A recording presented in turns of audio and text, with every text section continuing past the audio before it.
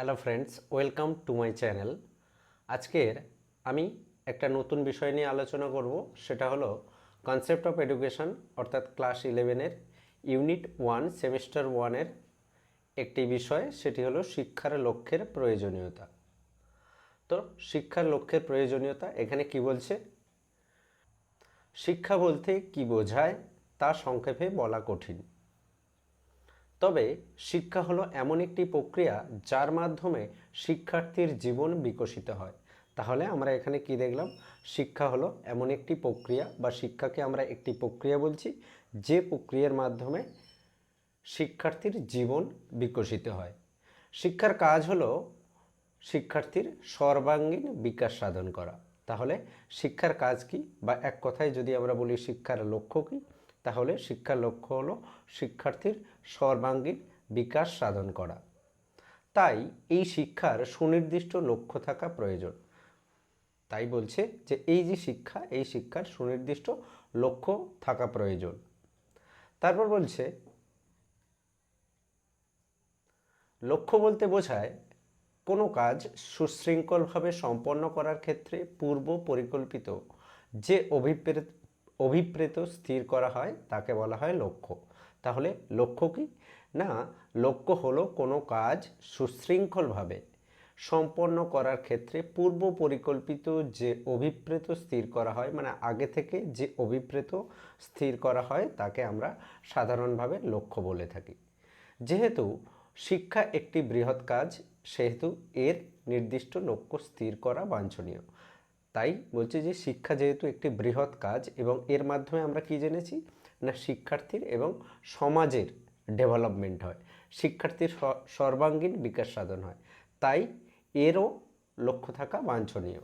প্রকৃতপক্ষে লক্ষ্যই শিক্ষার মধ্যে গতি আনে, এবং লক্ষ্য স্থির থাকলে তাহলে শিক্ষা কী হবে না শিক্ষার মধ্যে গতি আসবে এবং শিক্ষামূলক প্রচেষ্টার তাৎপর্য নির্ধারণ করে।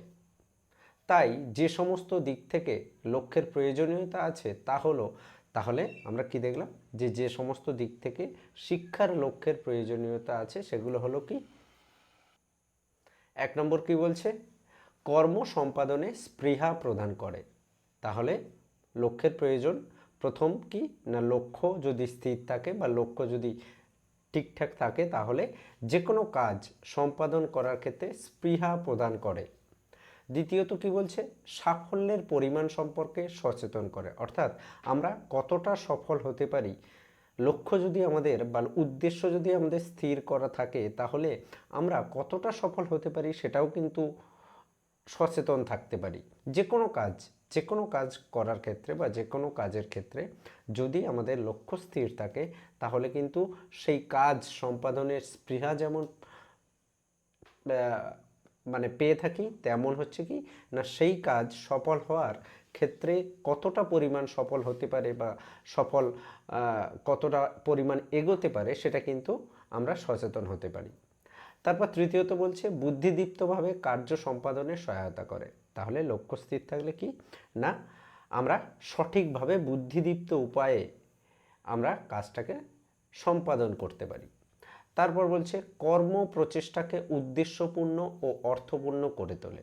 তাহলে লক্ষ্য যদি আমাদের স্থির থাকে বা একটা নির্দিষ্ট লক্ষ্যের উপর ভিত্তি করে আমরা যখন কোনো কাজ করি তাহলে সেই কাজ অনেক বেশি উদ্দেশ্যপূর্ণ এবং অর্থপূর্ণ হয়ে ওঠে। তারপর শেষ কি বলছে যে লক্ষ্য কি করে না কর্ম সম্পাদনের সঠিক পন্থা নির্দেশ করে, অর্থাৎ একটা নির্দিষ্ট উদ্দেশ্য বা লক্ষ্য যদি স্থির থাকে তাহলে কিন্তু আমরা সেই লক্ষ্যকে কেন্দ্র করে বা সেই লক্ষ্যকে স্থির রেখে সেই লক্ষ্যের দিকে সঠিক পথে কিন্তু আমরা এগোতে পারি। আর লক্ষ্য যদি না স্থির থাকে তাহলে আমরা কোথায় এগোবো বা কত দূর এগোবো বা কিভাবে এগোবো সেটা কিন্তু আমরা সঠিকভাবে পথ নির্দেশ পাই না। সেই জন্য লক্ষ্য স্থির থাকলে বা একটা নির্দিষ্ট লক্ষ্য থাকলে যে কোনো কাজের ক্ষেত্রে আমরা সঠিক পথের মাধ্যমে এগিয়ে যেতে পারি।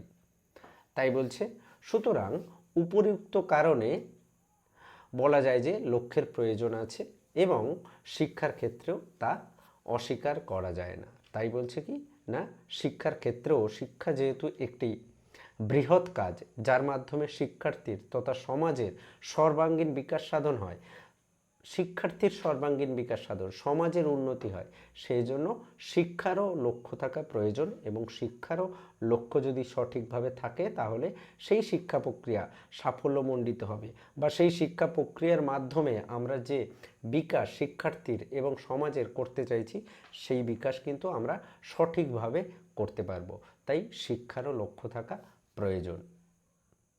আজ এ পর্যন্তই, দেখা হবে অন্য কোনো ভিডিওতে। ধন্যবাদ।